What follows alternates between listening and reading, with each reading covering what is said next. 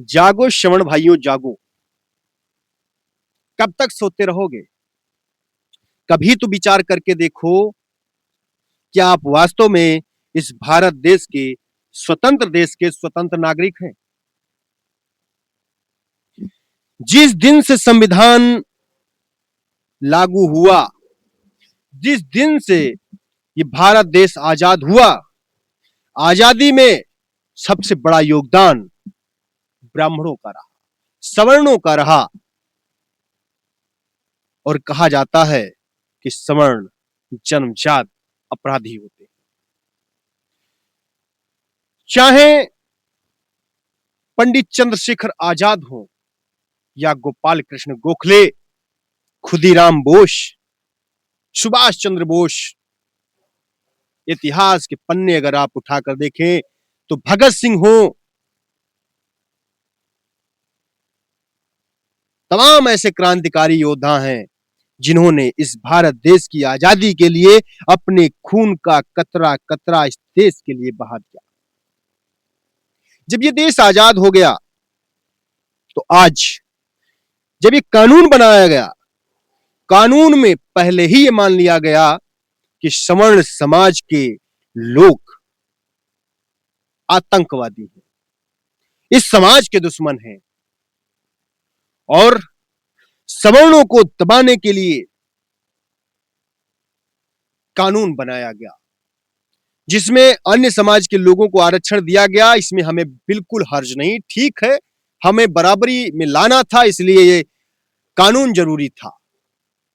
लेकिन प्राकृतिक हिस्सा हम आरक्षण देते हैं, ठीक बात है, लेकिन हम फिर भी यही बात कहते हैं कि आरक्षण का हम कतई विरोध नहीं करते हैं।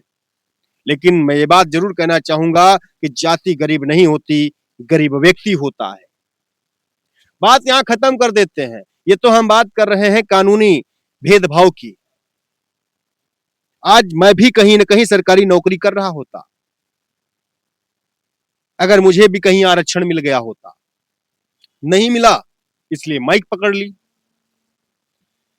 हर जगह एक सवर्णों को लगातार कब तक टारगेट किया जाता रहेगा? आजादी के 70 दशक से ऊपर दशक बीत चुके हैं, 70 साल से ऊपर का समय हो चुका है और आज भी हमारा देश 5 किलो राशन पर जीवित है। जैसे ही शादी होती है हमें राशन कार्ड की जरूरत पड़ जाती है। ये हमारा देश है और इससे क्यों का भी जवाब देंगे, इसका मूल वजह भी है। लेकिन पहला सवाल दोस्तों यही है, ये सरकार, ये कानून ऐसा क्यों मान के चलता है कि सवर्ण हमेशा जन्मजात से ही अपराधी होते हैं? जितने भी कानून बनाए जाते हैं ये सवर्णों के भविष्य को खतरा में डालने के लिए बनाए जाते हैं। आज जितने भी ये प्रोटेक्शन कानून बनाए जा रहे हैं उनका सबका गलत उपयोग हो रहा है, राजनीतिक उपयोग किया जा रहा है। आज अगर आप वास्तव में कोर्ट कचहरी में जाकर के देखें तो आज लगभग 95% केसेस फर्जी हैं। फर्जी व्यक्ति कोर्ट कचहरी के चक्कर लगा रहा है। सबसे पहले नंबर में जब कानून बना तभी सवर्णों को आरक्षण की रेखा से बाहर कर दिया गया, जहां पर चाहिए था हमें जाति प्रधान नहीं, व्यक्ति की प्रधानता को देखना चाहिए था कि व्यक्ति गरीब है तो उसे आगे बढ़ाना चाहिए, व्यक्ति कमजोर है उसे आगे बढ़ाना चाहिए। लेकिन हमने किया क्या? हमने जाति प्रधान इस देश को बनाया। जब कानून बना था, कानून की खामियां थी, कानून में शुद्धियां करने का अवसर था, संशोधन करने का अवसर था। सैकड़ों बार यह संशोधन हो चुका है, लेकिन अभी भी संशोधन करने की आवश्यकता पड़ रही है। क्यों? क्योंकि हम लोग, आज समाज के लोग, आज इस भारत देश के लोग एक वोट बैंक बनकर के रह गए हैं। इसीलिए कहा गया कि जिसकी जिसकी संख्या भारी उसकी उसकी उतनी हिस्सेदारी। ये जब शब्द आ जाते हैं तो ये समझ में आ जाता है कि भाई अब ये देश संवैधानिक देश नहीं रहा, ये जातिगत आधारित, आरक्षण आधारित, भेदभाव आधारित ये देश होने जा रहा है। अगर जिम्मेदार लोग आज भी नहीं इस आवाज को समझे तो कल आने वाला समय बहुत खतरनाक होगा। सवर्णों को सबसे पहले उन्हें उनके हक अधिकार से वंचित किया गया, उन्हें नौकरियों में कैसे कम स्थान मिले इसलिए उन्हें आरक्षण नहीं दिया गया। लेकिन फिर भी जो व्यक्ति चैलेंज लेता है वो आगे बढ़ता है। हमारे पास कम अवसर थे, हमने मेहनत की, हमारे लोगों ने मेहनत की, आज भी बड़े बड़े पदों पर आसीन हैं हमारे लोग। सवर्ण लोग ज्यादातर पढ़ने लिखने में माहिर होते हैं, इंटेलिजेंट होते हैं और अपने बुद्धि विवेक परिश्रम के बल पर वो उस स्थान को हासिल कर लेते हैं जो उनके पास क्षमता है। अब हुआ क्या, आरक्षण नहीं दिया फिर भी हमारे लोग सफल हुए, लोगों ने उससे दुगनी मेहनत करना शुरू किया और उसके बाद फिर देखा कि अभी भी सारी चीजें बढ़िया नहीं है, तो दूसरा कानून लाया गया, SC/ST एक्ट, जहां पर कितना इस एक्ट का दुरुपयोग हो रहा है। सबसे ज्यादा अगर एक्ट का दुरुपयोग हो रहा है, सबसे पहले नंबर में दिखाया जाता है 76 लगवा दो, गैंग रेप लगवा दो, SC/ST लगवा दो, आपकी आवाज को वहीं दबा दो। ये सब आज राजनीतिक हथियार बन चुके हैं। ये प्रोटेक्शन कानून कम, आज ये समाज के लिए डर ज्यादा बन चुके हैं।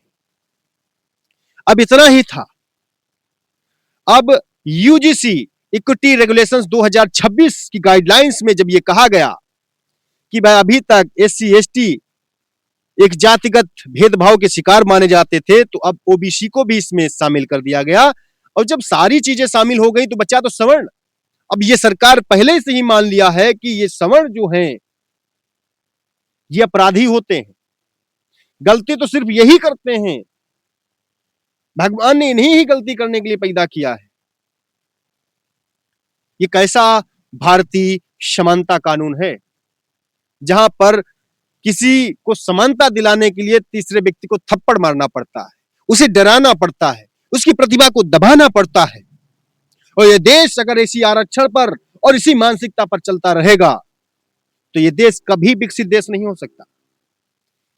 जहां पर 90% नंबर पाने वाला व्यक्ति घास खोदेगा और 40% नंबर पाने वाला व्यक्ति सर्जरी करेगा, तो मरने वालों की संख्या बढ़ेगी। ये देश जाति आधारित देश है, जाति को प्राथमिकता देने वाला ये देश है। अवसर सिर्फ उसे दिए जाते हैं जो जाति प्रधान है, क्वालिटी प्रधान नहीं है। हमें अच्छी एजुकेशन चाहिए, हमें अच्छे हॉस्पिटल्स चाहिए, हमें सब कुछ अच्छा चाहिए, लेकिन हम उस अच्छे क्वालिटी वाले व्यक्ति को आगे बढ़ते हुए नहीं देखना चाहते। ये देश में फिर कहता हूं, देश में अभी बहुत बड़ा आने वाले समय में अगर ऐसे ही रहा तो बहुत बड़े खतरे का संकेत हमें तो दिखाई देता है, विद्रोह हो जाएगा। कानून में बदलाव करने की जरूरत है और अब जरूरत यह है कि कोई भी नियम अब जाति आधार पर न बनाया जाए, अब व्यक्ति के आधार पर बनाया जाए। कानून व्यक्ति के आधार पर तय होना चाहिए। गलती जाति नहीं करता है, गलती व्यक्ति करता है। तो इसलिए जाति प्रधान इस देश को मत बनाइए मेरे दोस्तों। मैं आप लोगों से यही निवेदन करूंगा, ये मेरा वक्तव्य किसी की जाति विशेष या धर्म विशेष के खिलाफ बिल्कुल नहीं है। मेरा एक ओपिनियन है जिसे मैं दर्शाना चाहता हूं, दिखाना चाहता हूं, वास्तविकता आप लोगों तक पहुंचाना चाहता हूं कि एक व्यक्ति को डरा धमका करके, चुप करके उसकी प्रतिभा को मारना नहीं चाहिए। और जब कोई भी व्यक्ति डर के साए में जीता है तो या तो फिर वो अपराधी बन जाता है या तो फिर समाप्त हो जाता है। बाकी आप लोगों के ऊपर है, आप लोगों को मेरी बात कितनी समझ में आई है कमेंट बॉक्स में जरूर बताइएगा। और मैं कह रहा हूं ना, विष्णु तिवारी जैसे लोग जब कितने वर्षों तक जेल की सजा काट के आते हैं और आखिरी में निर्दोष साबित होते हैं, उनका जीवन कोई नहीं लौटा देता। ऐसे अनगिनत केसेस हैं जहां पर फर्जी लोग फंसा दिए जाते हैं इन कठोर कानूनों में, जिन्होंने कुछ किया ही नहीं होता। कानून कहता है अब हम क्या करें, आईयू कहता है कि मैं क्या करूं, अब तो 164 के बयान हो गए, अब तो अंदर जाना ही पड़ेगा। ऐसे कानून समाज में डर पैदा करते हैं, समानता नहीं असमानता पैदा करते हैं। तो हम तो इन सारे कानूनों का मैं चाहता हूं कि ये गलत है, इनमें सुधार की आवश्यकता है और हमारे संविधान में संशोधन की परंपरा रही है, उसमें स्थान है संशोधन करने का, तो इसमें भी संशोधन कर लिया जाए। तो क्योंकि आने वाला समय अब और चैलेंजफुल होने वाला है। अगर इस तरीके से किसी के हक अधिकार को मारा जाएगा तो ये देश आंदोलन में बदलेगा और ये शायद बाहरी राजनीतियों का रूप मिलेगा। इसमें कई सारे देश हैं जहां पर हम लोगों ने देखा कि कैसे लोग उग्र हुए, पूरी सत्ता ही बदल गई और फिर वो विदेशी ताकतें हावी हो जाती हैं हमारे देश पर। तो इसलिए हमारे अपने भारतीय संविधान में भी कुछ संशोधन करने की आवश्यकता है। ये हमारा छोटा सा ओपिनियन है, छोटी सी पीड़ा है, छोटा सा दर्द है और ये दर्द हमारे सभी सवर्ण भाइयों का होगा। अगर आप भी हमारे इस दर्द के साथ में जुड़ते हैं तो इस वीडियो को शेयर करिएगा, अपना ओपिनियन हमारे कमेंट बॉक्स में जरूर दीजिएगा। मैं ज्यादा समय तो लेता हूं आपका, लेकिन ये चीजें समझाने के लिए आपको ये समय देना पड़ेगा। तो इस वीडियो को ज्यादा से ज्यादा शेयर कर दीजिए अपने लोगों को, शायद ये आवाज जन जन तक पहुंचे और हर व्यक्ति इस चीज को समझे और एक नया कानून बनकर के आए जिसमें हर व्यक्ति को समानता के साथ जीने का अधिकार हो, कि किसी से दबा हुआ महसूस ना करे, कोई किसी से ठगा हुआ महसूस ना करे। हम एक ऐसे भारतीय संविधान की, एक ऐसे कानून की अपेक्षा करते हैं। जय हिंद, जय भारत। धन्यवाद दोस्तों।